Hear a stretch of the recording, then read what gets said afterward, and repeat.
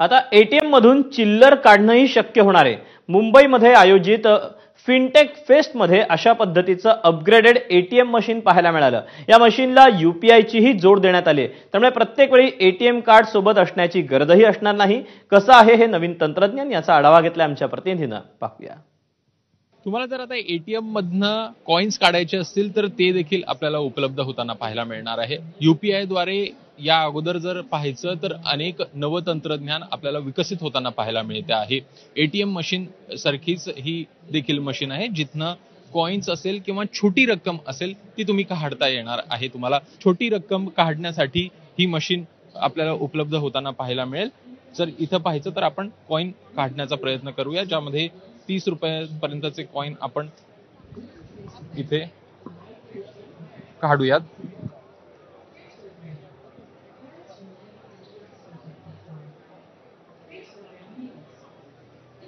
या अगोदर पाहायचं तर बँक ऑफ बडोदाकडनं यूपीआय पेमेंट सोबत देखील लिंक करण्याचा प्रयत्न करण्यात आलेला होता, जो प्रयोग आपण यशस्वी ठरल्याचं पाहायला मिळालेलं होतं।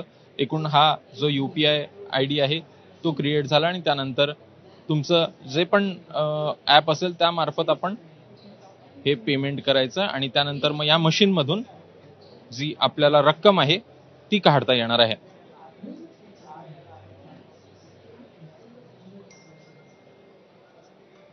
माझं इथे पेमेंट हे सक्सेसफुल झालेलं आहे आणि पेमेंट सक्सेसफुल झाल्यानंतर इथून आपल्याला कॉइन्स 30 रुपयाचे कॉइन्स जे आहे ते उपलब्ध होताना दिसतील। तर आपण इथे बघू शकतोय हे कॉइन्स आहेत जे आपल्याला उपलब्ध झालेले आहेत। जे छोटी रक्कम आहेत, कॉइन्स आहेत किंवा मग छोट्या ज्या नोट्स आहेत, आपण बघू शकतो 10, 20 आणि 50 रुपयापर्यंतच्या 200 पर्यंतची रक्कम जी आहे ती तुम्ही या अशा प्रकारच्या एटीएम मधनं काढू शकणार आहात। आणि छोट्या जी ऑटोज असतील किंवा भाजीपाला जर का तुम्ही घेणार असाल तर तिथं हे अशा प्रकारच्या मशीन्स जे आहेत ते आपल्याला चांगल्यानं काम करताना पाहायला मिळेल। कॅमेरामॅन मनोज जयस्वाल, अभिषेक, एबीपी माझा, मुंबई।